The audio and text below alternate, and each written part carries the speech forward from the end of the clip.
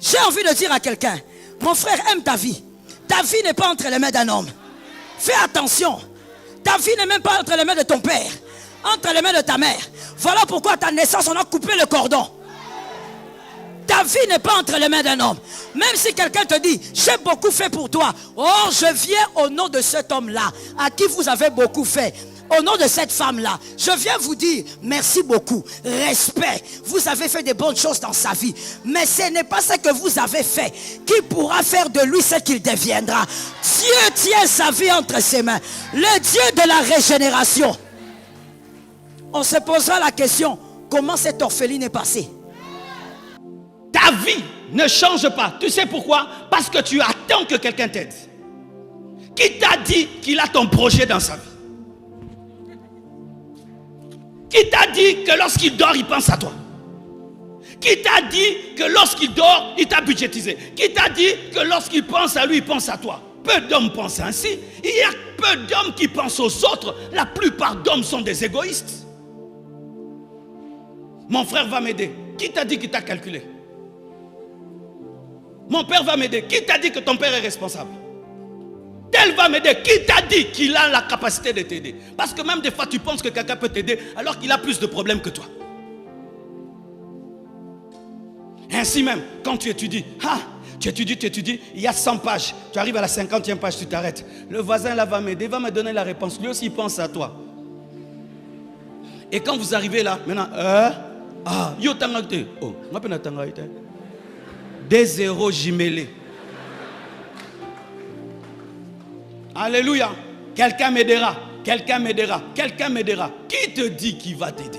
Et même s'il t'aide, il va t'aider selon ses moyens. Alors que ta destinée demande des millions. Mais on va te donner des miettes et des miettes et des miettes. Est-ce que Dieu t'a créé pour manger les pains qui est sur la table ou les miettes qui tombent de la table? Moi, je veux le pain qui est sur la table. Mais le pain, il faut le salaire, il faut le travail. Pour avoir le pain, c'est le salaire. Pour avoir les miettes, c'est la compassion.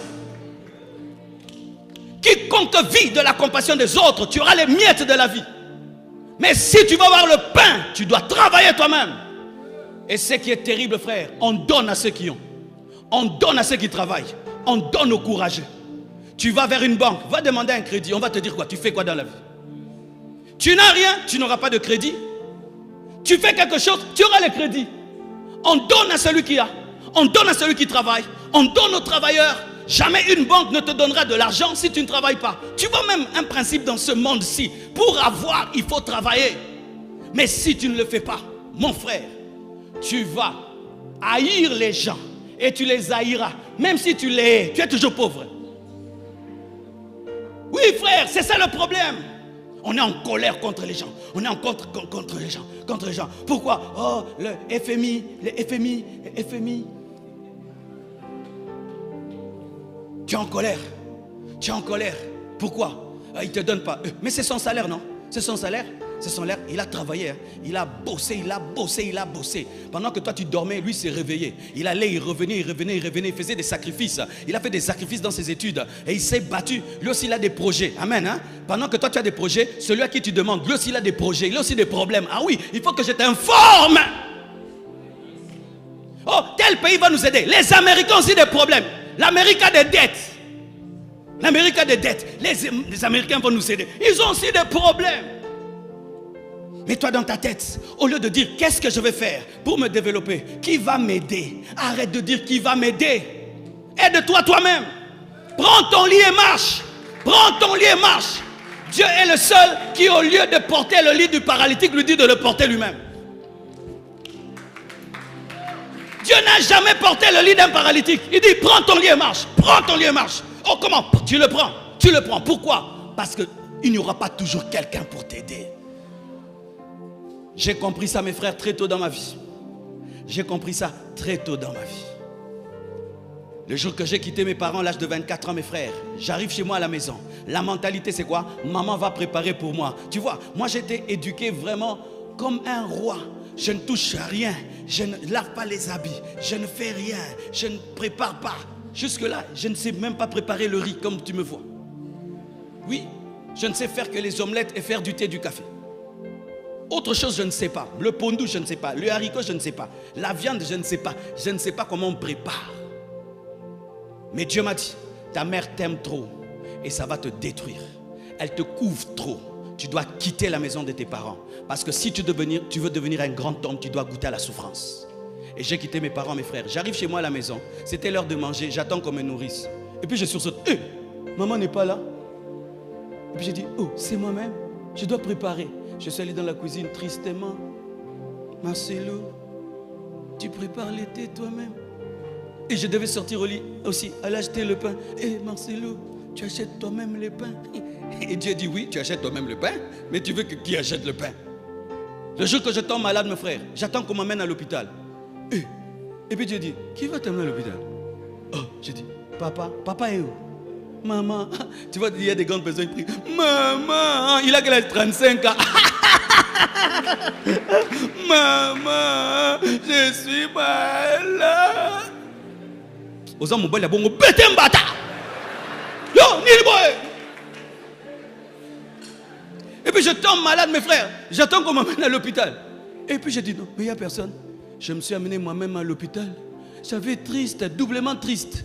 Triste d'être malade, triste de m'amener moi-même. Et je vais à l'hôpital. On me donne la facture, tout. Qui va payer? Moi-même encore. Frère, j'ai payé, j'ai dit, j'ai grandi. J'ai payé mon hôpital. Je me suis amené, j'ai dit, Marcelo, la vie, c'est pas les blagues. Hein. Quand j'ai compris ça, frère, j'ai arrêté les blagues. J'ai arrêté les blagues. Quand je bosse. Donc, si je n'arrive pas à courir, je vais marcher. Si je ne marche pas, je vais me traîner. Si je ne me traîne pas, je vais ramper. Je dois bosser. Je ne sais pas à quelle heure je me suis réveillé, à quelle heure j'ai dormi. Mais Naza, non, parce que tu ne peux pas quitter ta maison. N'a la lisse, vrai ou faux? Ce qui n'a la lisse, Rosonga. Non,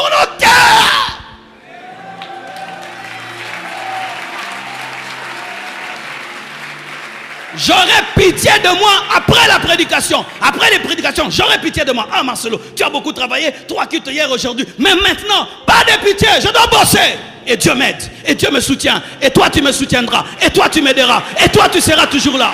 Arrêtez de vous plaindre.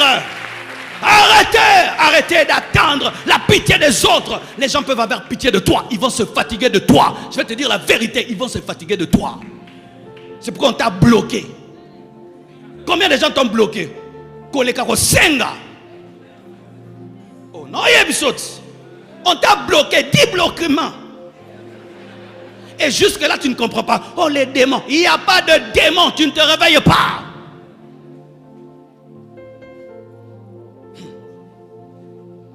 J'aime l'eau. Quand l'eau remplit et vous mettez une barrière là, l'eau va aller à droite. Vous mettez une barrière là, l'eau va aller à gauche. S'il n'y a pas moyen, l'eau va commencer à monter. Mais l'eau trouvera toujours un chemin. Et si vous gardez là, ça va commencer à casser le mur, ça sortira. Frère, si tout ne marche pas, vends même le pain. Nous aimons manger le pain. L'IP tout l'a raté. Tout homme qui vend le pain a des clients, vrai ou faux? Tout homme au Congo, tu vends le pain, je viendrai. Tout le monde aime le pain. Tout le monde aime le pain. Mais toi, tu ne peux pas vendre le pain. Tu ne peux pas vendre le pain. Un homme comme moi, avec des grandes promesses de Dieu comme ça, quand est-ce que je pourrais rendre le pain? Mais tu aimes aller à la boulangerie là qui est très connue, qui a un grand nom. Mais c'est les pains qu'on vend, non? Mais c'est bien emballé, c'est toujours les pains. Sur la boulangerie, la Grâce Pavette. Mais ils vendent le pain avec classe. Que voulez-vous? Des brioches ou des trucs? Mais c'est le pain, ça s'appelle brioche, mais c'est le pain. Mais ils vendent le pain avec classe, bien habillé, parfumé. Mais toi, je ne peux pas vendre le pain. J'ai étudié, et si mes amis me voient vendre le pain, tu n'as pas honte d'être pauvre, hein? Tu as seulement honte de vendre le pain. Tu es vraiment un pauvre.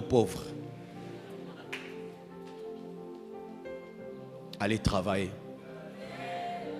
Commencez petit. Nous avons une grâce au Congo. Tu peux commencer à faire le commerce, tu vas chercher les documents après.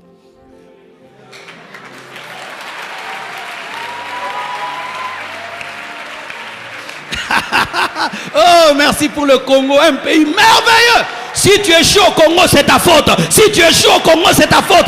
Oui, laissez les autorités tranquilles. Hein? Si tu échoues au Congo, c'est ta faute. Commence à vendre le sucré, on va te déranger.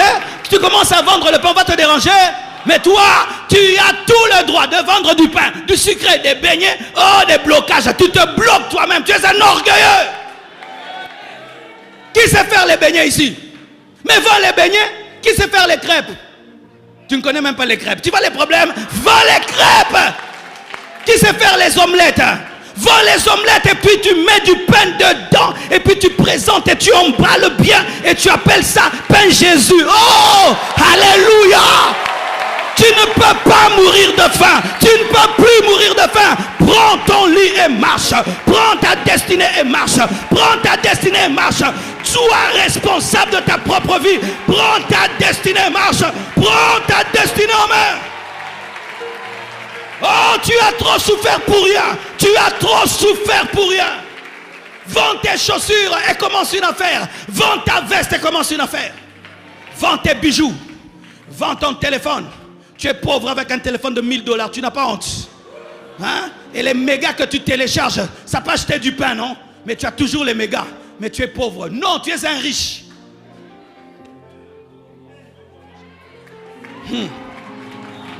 Si ces 30 matins prennent fin, tu es le même. Vraiment des balokayo. On a ce qu'on a confirmé que balokayo, olokama. J'ai envie de dire à quelqu'un, mon frère aime ta vie. Ta vie n'est pas entre les mains d'un homme.